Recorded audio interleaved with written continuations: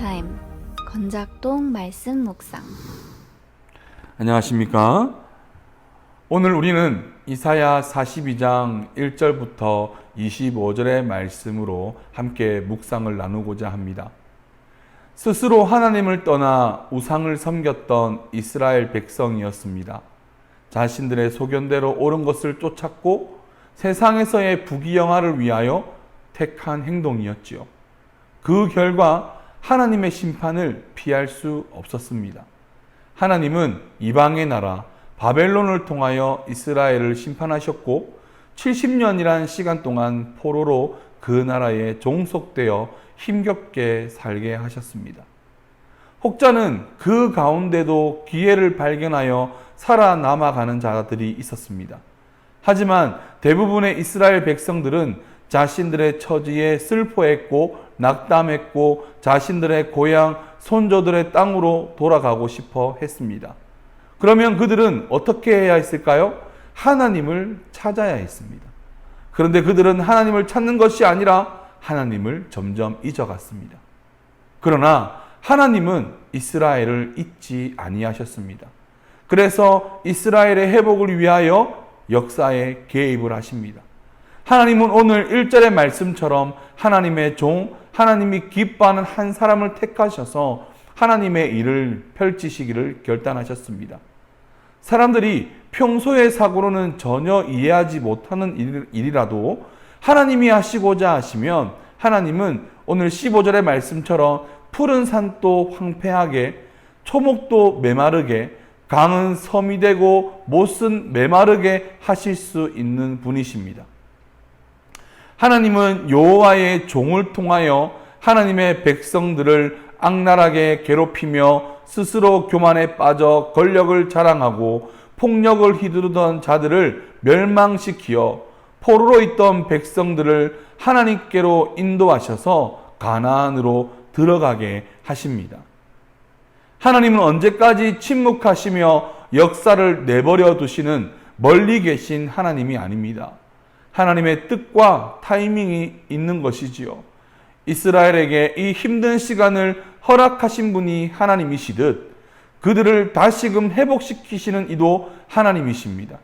이 사실을 믿고 하나님이 세우신 이방의 새로운 통치자의 명령을 따라 기한하고자 하는 자는 영육의 해방, 자유를 누리게 될 것입니다. 하지만 이를 믿지 않고 바벨의 신을 자신의 신으로 받아들이며 살고자 하는 이들은 더한 수치를 보게 될 것입니다.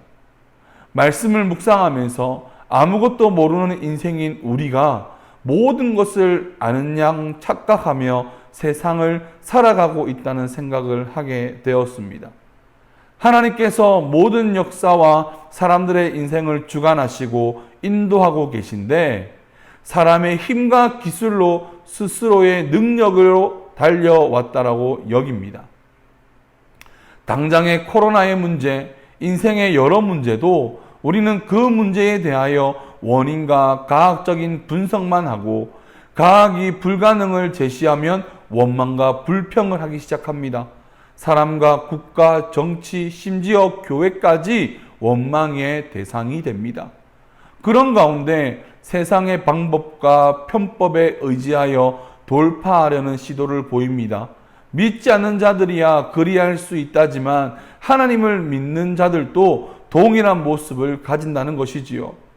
오늘 말씀에 대입하여 보면 코로나를 누가 허락했는가?